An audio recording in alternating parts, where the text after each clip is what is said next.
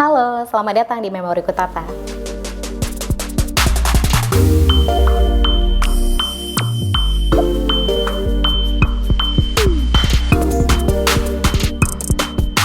Ngerasa nggak sih kalau salah satu topik yang masih juga tabu dibicarakan di masyarakat kita umumnya sampai sekarang ini adalah tentang pendidikan seksual. Dengan sesama orang dewasa aja nih kita suka kayak ngerasa canggung gitu nggak sih untuk ngebicarain topik ini, apalagi ketika kita diminta untuk memberitahukannya kepada anak. Ya, gimana caranya? Tapi bisa jadi kebingungan kita ini datangnya juga karena wawasan yang kita punya tentang topik ini juga masih sangat kurang, sehingga ketika mendengar istilah edukasi seksual, maka yang pertama kali melintas di benak kita justru adalah aktivitas seksual. Pastinya nggak nyaman dong ngebicarain itu kan, apalagi untuk anak yang bukan usia mereka juga untuk tahu perihal itu. Padahal kalau kita mau kulik lebih dalam lagi, ada banyak hal yang kita bisa bukakan mengenai topik ini, terutama kalau mengingat angka kasus kekerasan seksual di Indonesia juga nggak sedikit ya. Kalau kita mau melihat secara lebih gamblang lagi, Kementerian Pemberdayaan Perempuan dan juga Perlindungan Anak Republik Indonesia, mereka punya di websitenya itu bagian Simfoni PPPA, di mana di sana ditampilkan grafik secara berkala kekerasan yang dialami oleh perempuan dan anak, termasuk juga di dalamnya kekerasan seksual gitu ya, dan itu jumlahnya banyak. Terjadinya bisa di mana aja, pelakunya bisa siapa aja, bahkan oleh orang terdekat sekalipun, ya baik itu saudara, entah juga guru, bahkan pemuka agama sekalipun. Jadi ya, kita sebagai orang tua nih udah saatnya untuk memberikan pendidikan seksual kepada anak kita sedini mungkin, karena ketika kita menabuhkan hal ini, mereka juga akan menganggap nantinya perihal seksualitas itu adalah area yang abu-abu, sehingga ketika mereka salah kaprah, akibatnya juga bisa parah. Kalau kita orang tua sebagai pendidik anak kita yang pertama, penyampai pesan yang pertama semestinya gitu ya, karena mereka tumbuh dari lahir bersama-sama dengan kita. Ketika kita nggak memberikan pemahaman itu kepada mereka, mereka akan menemukannya dari tempat lain. Orang lain, media lain, itu yang akan menggantikan peran kita nantinya. Karena kita nggak bisa pungkiri kalau anak-anak sekarang, baik itu kita milenial atau juga generasi di bawah kita, Y, Z, dan bahkan generasi Alpha yang usia mereka juga masih cilik-cilik banget ya sekarang, tapi mereka tuh dekat banget sama dunia internet kan. Bayangin kalau mereka mendapatkan informasi yang keliru atau kebablasan dari media sosial, atau juga dari tontonan mereka, bahkan juga dari iklan ya yang sering muncul di dalam tontonan atau bacaan mereka gitu, dari buku-buku bacaan atau juga dari lingkaran pertemanan mereka. Ketika mereka mendapatkan informasi yang salah atau bahkan yang bertentangan dengan nilai-nilai yang kita sebenarnya mau tanamkan kepada anak, bisa berabe ya. Makanya itu di episode kali ini aku mau berbagi sedikit tentang bagaimana sih memberikan pendidikan seks kepada anak sedari usia dini. Tentu berharap sekali nantinya ini bisa menjadi salah satu benteng anak kita ketika menghadapi dunia di luar sana gitu ya. Karena kan nggak mungkin kita 24 jam nonstop bersama-sama dengan mereka, mengawasi tingkah laku mereka, nggak mungkin. Sementara di luar itu ada loh predator seksual yang memang mengincar anak-anak. Contoh kasus juga yang kemarin di awal Oktober ya, sempat viral banget adalah kekerasan seksual yang menimpa 3 orang anak di Luwu Timur, yang menurut laporan beritanya pada saat itu pelakunya adalah bapak kandungnya sendiri. Nah, ini adalah fenomena yang memang terjadi di masyarakat kita. Makanya ini sekaligus sebagai sebuah fakta yang berbicara keras kepada kita bahwa anak tuh memang rentan banget loh sama kekerasan seksual, karena umumnya mereka ini masih dianggap sebagai pribadi yang lemah, terus juga nggak berdaya, masih harus bergantung kepada orang dewasa yang ada di sekitarnya. Jadi kita perlu membentengi mereka, dan perlu juga kita memahami bahwa kekerasan seksual itu juga bukan hanya ketika ada kontak badan begitu ya baru dikatakan sebuah kekerasan seksual. Bahkan ketika ada orang dewasa yang dengan sengaja misalnya memaparkan konten atau gambar-gambar tidak senonoh kepada anak, tahap itu aja pun itu sudah termasuk kekerasan seksual. Ketika ada orang dewasa yang menjadikan anak sebagai objek kenikmatan seksualnya, maka itu adalah kekerasan seksual. Dampak yang dihasilkan dari tindak kekerasan seksual yang bisa dialami oleh anak itu juga tentunya sangat berbahaya sekali. Di area fisik itu bisa menimbulkan kesakitan, bahkan paling parah adalah infeksi menular seksual begitu ya. Lain sisi juga bisa menimbulkan trauma kepada anak yang mempengaruhi kesehatan mentalnya dalam jangka panjang, bisa mempengaruhi perilaku juga. Makanya karena sedemikian buruk, sedemikian parah dampak dari kekerasan seksual yang bisa terjadi, bukan waktunya lagi deh kita sebagai orang tua membiarkan anak kita tumbuh tanpa pemahaman yang jelas tentang seksualitas seperti itu. Tapi gimana caranya?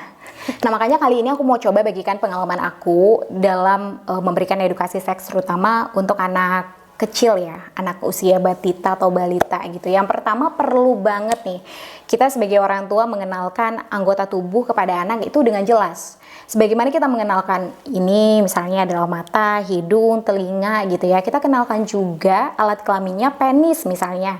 Itu dengan nama sebenarnya, bukan menyebutnya dengan nama yang lain. Begitupun vagina gitu. Alih-alih menyebutkan nama-nama yang lain yang sering dipakai oleh masyarakat kita, sebutkan saja nama yang sebenarnya tanpa rasa malu.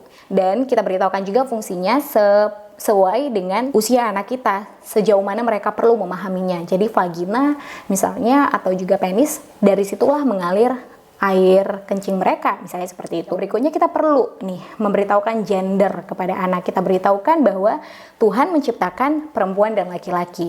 Papanya adalah laki-laki, mamanya adalah perempuan, dan kemudian menikah, dan di dalam pernikahan itulah kemudian lahir anak ya. Dan aku beritahukan juga nih kepada anak aku yang laki-laki kan, bahwa kamu adalah laki-laki sama dengan papa dan mamanya adalah perempuan. Dan seterusnya kita bisa mencoba untuk menanyainya dengan anggota keluarga kita yang lainnya atau kerabat-kerabat yang lainnya atau teman-teman sepermainannya yang dia udah kenal, misalnya si A dia laki-laki atau perempuan gitu ya.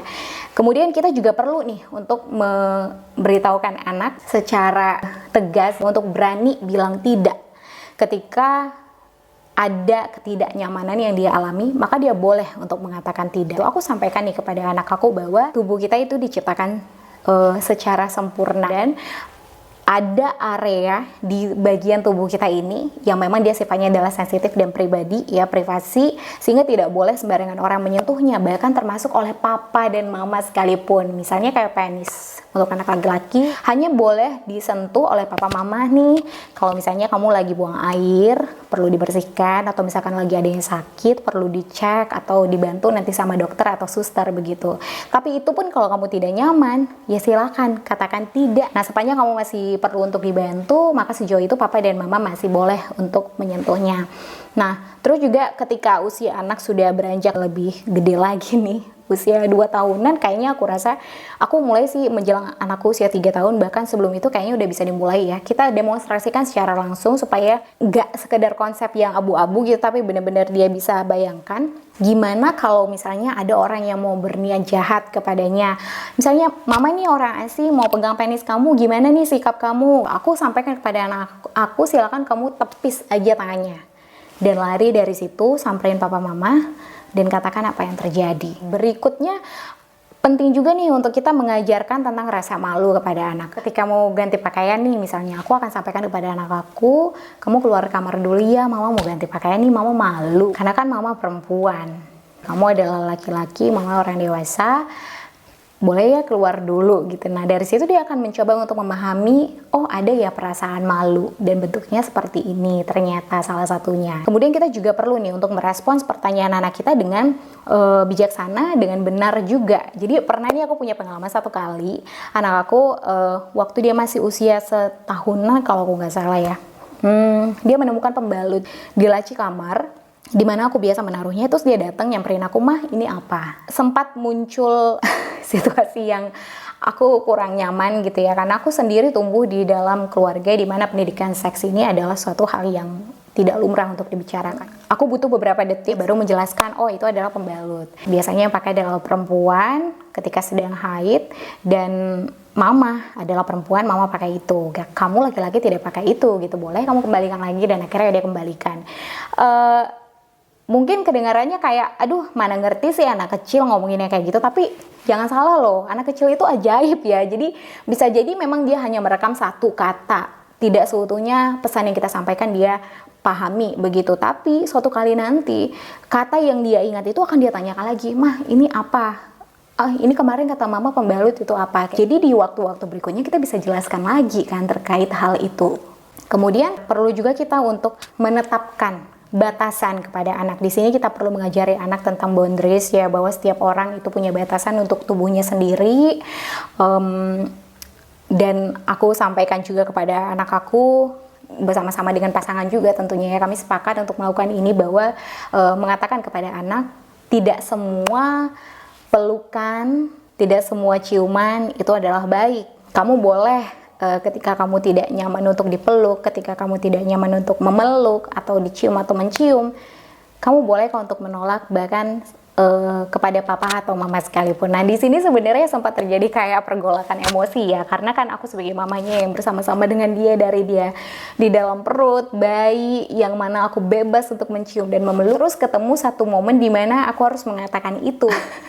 Sebagai orang dewasa yang punya kekuatan fisik yang juga lebih kuat tentunya daripada anak-anak ini ya, kan pengen ya udah sih, kenapa nanti aku peluk aja, kalau misalnya dia tolak ya udah aku tinggal paksa aja gitu. Tapi ketika aku pikirkan ulang, aduh itu bahaya banget gak sih, apalagi mengingat kalau anak kita itu adalah peniru ulung ya.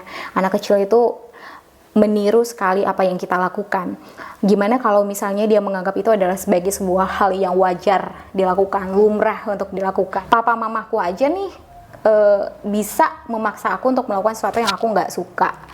Gimana kalau nanti dia ketemu dengan anak-anak yang sebaya atau mungkin lebih kecil daripada dia, lalu dia memperlakukan mereka dengan cara yang serupa, memaksakan apa yang dia mau, padahal orang lain tidak nyaman untuk melakukannya. Rasanya mengerikan sebenarnya ya gitu. Jadi dalam hal ini perlu untuk mengajari tentang boundary kepada anak, supaya mereka tahu bahwa ada yang membuat seorang nyaman dan ada yang tidak. Dan di saat yang bersamaan kita juga bisa menanamkan ungkapan rasa syukur bagaimana caranya kepada anak, karena kita diberikan tubuh yang sempurna gitu ya. Ketika lagi jalan pagi misalnya melihat pemandangan, langit, tumbuh-tumbuhan, kita bilang ke anak kita bisa lihat tanamannya bagus ya, karena kita punya mata yang diciptakan Tuhan dengan baik. Itu kita juga bisa pipis, kalau misalnya ada yang mau keluar nih dari perut kita gitu, kita bisa keluarkan pipisnya dengan baik, karena memang kita punya penis misalnya untuk anak laki-laki. Semuanya itu adalah ciptaan Tuhan yang baik untuk tubuh kamu. Jadi kita harus bersyukur. Nah, itu kan momen-momen yang sangat indah dan bagus sekali ya kita lakukan kepada anak ketika mengedukasi mereka tentang seksualitas. Dan hal itu kita ulang lagi sampai kemudian semakin melekat di ingatan mereka dan semakin mereka memahami apa maknanya sebenarnya. Dan yang tidak kalah penting juga adalah memberikan teladan kepada anak, karena kan mereka ini belajar mengenai seksualitas mereka adalah melalui apa yang ditampilkan papa dan mamanya di dalam keseharian di rumah. Anak akan melihat bagaimana papanya memperlakukan mamanya, laki-laki memperlakukan perempuan, begitupun sebaliknya. Bagaimana seorang laki-laki bersikap, bagaimana seorang perempuan bersikap, dia akan memperhatikan setiap gerak-gerik dan semuanya begitu. Apalagi kita tadi awalnya sudah memberitahukan gendernya juga ya, ketika dia sudah berhasil untuk mengidentifikasi gendernya, oh aku laki-laki, papaku laki-laki begini, dia memperlakukan perempuan, papaku laki-laki bersikap kayak gini. Nah itu semuanya adalah momen belajar untuk anak gitu. Jadi kita harus meneladankan sikap yang baik di rumah, supaya itu juga lah yang kemudian diteladani oleh anak kita. Nah jadi ini semuanya sesuai banget sama apa yang dikatakan oleh Stan and Brenna Jones dalam buku mereka yang berjudul Bagaimana dan Kapan Memberitahu Anak Tentang Seks ya. Dan salah satu prinsip yang disampaikan oleh penulis ini di dalam bukunya itu adalah bahwa pendidikan seks itu salah satu prinsipnya adalah tentang membentuk karakter anak. Karena kan di saat yang bersamaan nih kita juga sedang membuka ya wawasan anak kita, bahwa kita terbuka untuk informasi yang mereka butuhkan. Kita terbuka nih untuk menjadi teman cerita mereka dalam segala hal, bahkan dalam area privasi sekalipun yang masih dianggap tabu oleh masyarakat gitu ya. Kita juga mengajarkan mereka tentang apa itu rasa malu, tentang boundaries, kemudian juga tentang gender mereka dan bagaimana bersikap satu dengan yang lain semestinya begitu. Terus juga untuk tegas berani mengatakan tidak untuk sesuatu yang mereka mereka tidak nyaman atau sesuatu yang tidak tepat untuk dilakukan. Di sini kita juga mengajarkan anak tuh bersyukur atas keunikan tubuhnya, atas segala apa yang dia punya, dan menarik sekali kan tentunya pendidikan seksi. Nah makanya itu, kalau masih saja nih kita menganggap topik ini sebagai sesuatu yang nggak mau untuk dibicarakan, kan tabu gitu. Ya kita coba cek lagi dulu apakah sebenarnya kita juga perlu untuk diasup dengan informasi yang lebih banyak lagi, sehingga kemudian kita bisa menemukan pola yang sesuai gitu ya, sesuai dengan usia anak kita juga. Apa yang kita mau sampaikan, apa yang kita mau bicarakan kepadanya, dengan harapan ini kemudian nanti bisa menjadi salah satu benteng bagi mereka ketika di luaran sana kan. Nah sebagai pribadi yang tumbuh juga di lingkungan dimana isu ini bukanlah sebagai sesuatu yang kami bicarakan di ruang-ruang keluarga gitu ya, bersama dengan orang tua aku, dengan bapak dan ibuku, aku juga mengalami ketidaknyamanan terhadap diriku sendiri. Karena kan edukasi seks ini selain sebagai benteng untuk kita menghadapi kekerasan seksual, ini juga membuat kita mengenal diri kita secara utuh, bagian-bagian tubuh kita, sehingga kita menjadi nyaman dengan diri kita. Muncul ketidaknyamanan dalam diriku. Aku ingat banget momen ketika aku menstruasi untuk pertama kali ya. Di waktu remaja, zaman itu SMP, ketika internet tidak seperti sekarang, bahkan waktu itu aku belum punya handphone loh. Kamera roll film itu masih berjaya sekali pada masa itu. Bayangin ya, gimana susahnya akses informasi, nggak kayak sekarang tentunya. Dan ditambah pula di rumah juga tidak mendapatkan edukasi, yang aku yakin sebenarnya orang tuaku itu bukan tidak mau, tapi ya mungkin mereka nggak tahu caranya, atau juga nggak tahu apa yang mau dikatakan. Dan berseliweran juga mitos-mitos tentang menstruasi ya di pembicaraan dengan teman-teman. Ketika haid itu jangan deket-deket sama laki-laki, nanti bisa hamil. Atau juga kalau misalnya badannya gatal, jangan digaruk, nanti bisa berbekas kayak stretch mark gitu loh katanya.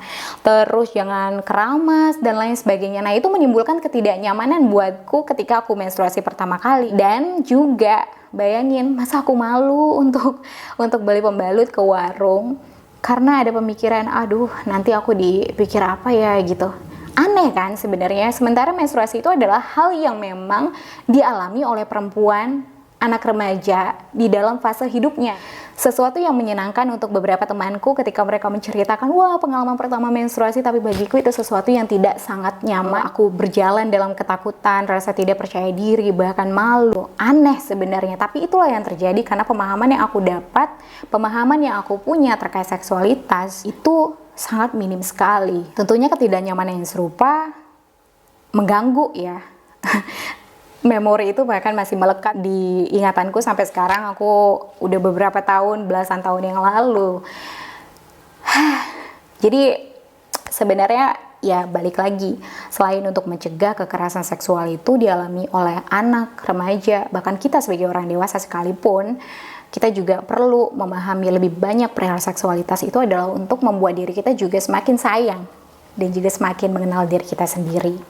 Nah, kalau kamu pernah nggak sih mengalami hal yang serupa kayak pengalaman aku tadi, ketidaknyamanan yang muncul karena kurangnya pemahaman tentang edukasi seksual, atau juga pernah ada kekerasan seksual barangkali, atau justru kamu nih punya tips yang menarik gitu ya untuk kita berlakukan, bagaimana cara mengajari anak atau juga generasi-generasi di bawah kita perihal seksualitas. Silakan bagikan di kolom komentar supaya kita bisa sama-sama belajar lagi.